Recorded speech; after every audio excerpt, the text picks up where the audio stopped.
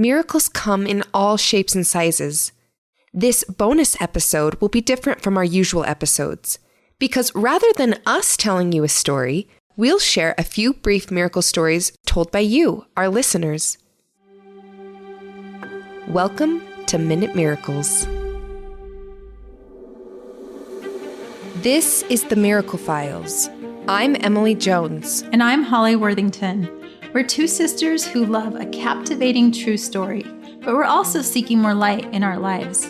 So we're on a mission to find and share unforgettable, uplifting stories of God's miracles. We hope you'll join us on this journey. This is the first episode of Minute Miracles, which is totally different than what we usually do.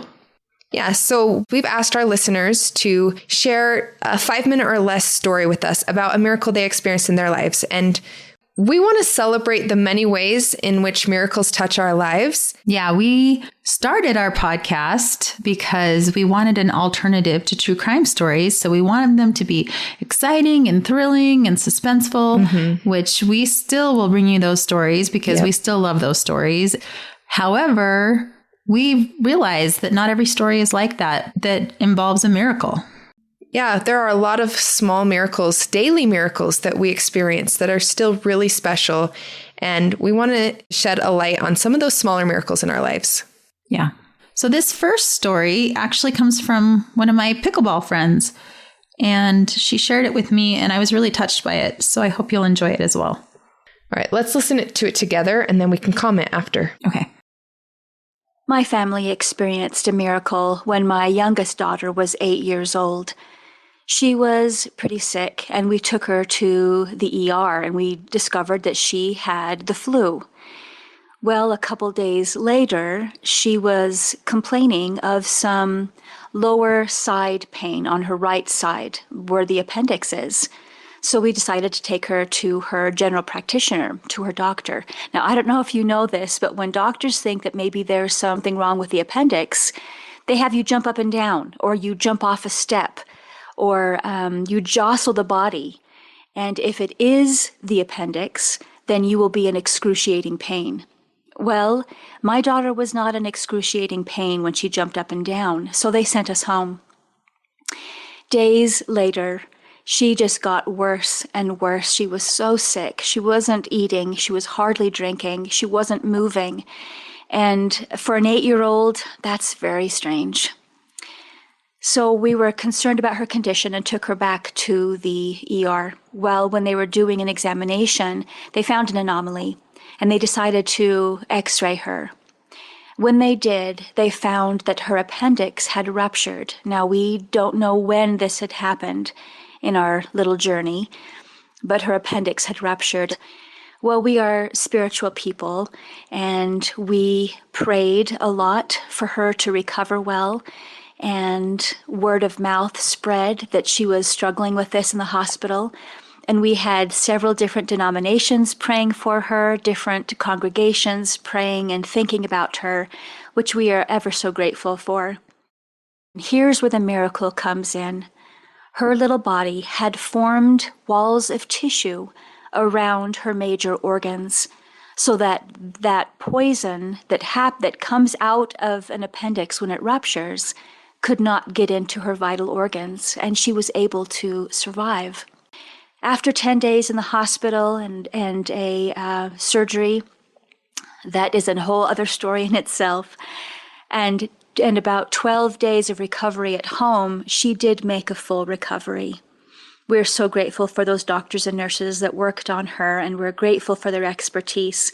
We're even more grateful for those prayers that went up on behalf of our daughter, and we know that we experienced a miracle. That gets me a little choked up. I don't know about you, but I just think about my own kids and how much I love my kids and how much that would scare me to have them going through something like that. Yeah, it's interesting because my 8-year-old daughter also had to have her appendix out last year. And my husband was out of town, and it was really hard to just see her suffering, knowing there's nothing I could do. You know, in those desperate situations, you really just have to turn it over to God and put it in His hands. So I could really relate to this mother. Yeah. Well, and to have her appendix rupture, I mean, that is a dangerous thing. Oh, so scary. A miracle that she was fine. Yeah. Despite all of that. And that her body had this anomaly that no one really can explain, but protected her. Well, and they don't know how long it had been ruptured either. No. So it's really dangerous. Yeah, it's amazing that she was able to survive that and be fine. Yeah. I love that story. Thank you for sharing that story with us, Jen. Yes, thank you, Jen. See you at pickleball. So this next one was sent to us from one of our listeners. Her name is Katie, and we are grateful that she was willing to share her story with us. We love this story as well. This is something that happened to me when I was a baby. Around the age of 1 year old, I was sitting strapped into a high chair that clipped onto the table, and it was suspended with no legs. This model of high chair is actually still sold now. As babies do, and being the youngest of 6 siblings at the time, I became fractious and impatient, and yearning for release from the high chair, started throwing myself back and forth. There is a certain chaos in big families that must have drowned out my calls for release from the high chair. Eventually, the spring-loaded mechanism on the high chair that attached it to the table gave away, and I was thrown full force to the ground from a height of about 4 to 5 feet, and landing pretty hard on the back of my head. It was immediately evident that I suffered traumatic brain injury. As my mother says, my pupils were dilating at different rates and varying sizes. She called an ambulance as my condition necessitated hospital care. By the time the ambulance arrived, the EMT workers told my mother, "It's time to say goodbye to your daughter," meaning it was pretty clear I was not going to make it, or best case scenario, I would pull through but with severe damages from the injury. My mother rode in the ambulance with me to the hospital. She has described tubes wrapped around my neck, which were in place to help me breathe, and said that I was clawing at the tubes around my neck, trying to get released from them. Due to the building pressure on my brain, it became necessary to perform a procedure where a surgeon had to drill a hole into my skull to relieve growing pressure. As my mother, who was a Jewish woman, raised Jewish, and had recently converted to a newly born-again Christian, waited in agony for the surgeon to arrive, she was initially at a loss for what to do. Suddenly, she laid her hands upon me and prayed to God for a miracle, promising to devote her life to him if her daughter were saved.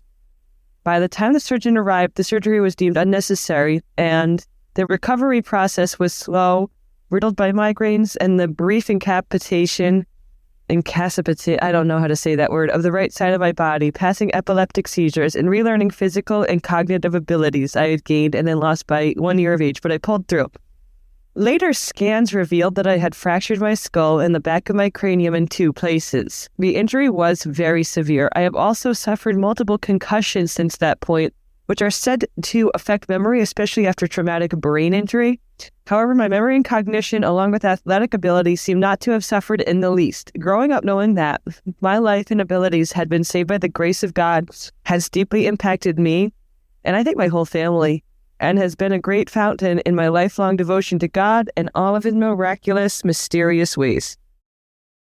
Can you imagine being told it's time to say goodbye to your little girl, that little baby? Oh my goodness. I cannot. That would be so hard.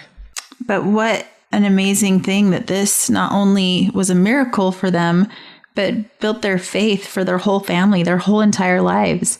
Yeah, I think that's why God gives us these experiences in our lives so that we really can appreciate what we have. He's showing his marvelous works that he can do through these miracles in our lives. Yeah, I agree. And again, we see this over and over again, that when everything seems to be hopeless, if you believe in God, you never totally lose hope. Mm-hmm. Okay, so we have one more story to share today. This story was given to us by Ruslana. She's originally from Ukraine, so her voice is really cool. She has an amazing, beautiful accent. All right, let's hear what her story is, and then we can talk about that. This story happened in the summer of 2018. I went to church and our son was in charge of preparing the sacrament. When he got there, just a few minutes before church started, they realized that they don't have a bread. and the bread usually get blessed for the sacrament. So someone who had to bring bag did not. And that was a holiday weekend, and the room was full of people. I don't know, it was maybe 300-400 people or more. Among those who were preparing the sacrament, none of them had leftover bread at home. And we also did not have a bread at home that weekend, but we had couple leftover small dinner rolls. So my son, he ran at home and got these 2 little rolls. When those who were blessed in sacrament saw those rolls, they had doubt that it would be enough to give sacrament for the whole crowd. However, after they blessed the bread and took into congregation, it was enough. They never ran out of those 2 little dinner rolls. Sometimes miracles happen in our time, or 2 little rolls with God's blessing feed the crowd. I love how this story is kind of like a literal application of Jesus multiplying the bread in the Bible. You know, it's interesting. This story reminded me of a scripture in Mark 6 where Jesus was coming out, walking on the water to his apostles, and they didn't even recognize him. And they were like, who is this man walking out to us? And then they realize it's Jesus, and they're just marveling at that. But it's interesting because it says, for they considered not the miracle of the loaves, for their heart was hardened. So they had just seen a miracle with the fish and loaves of bread being multiplied. And yet that miracle didn't touch them enough that they would recognize immediately that this was Christ walking on the water. So for me, I thought, we need to recognize those little miracles, the ones that maybe don't seem as grand as somebody walking on water.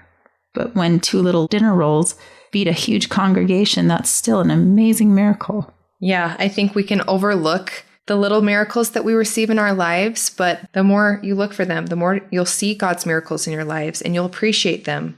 Yeah, just recognizing it has power. I agree.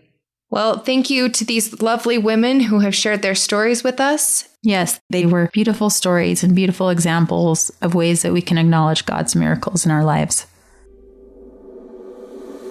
Thank you for joining us. If you have a miracle to share, contact us at themiraclefiles.com or find us on Facebook.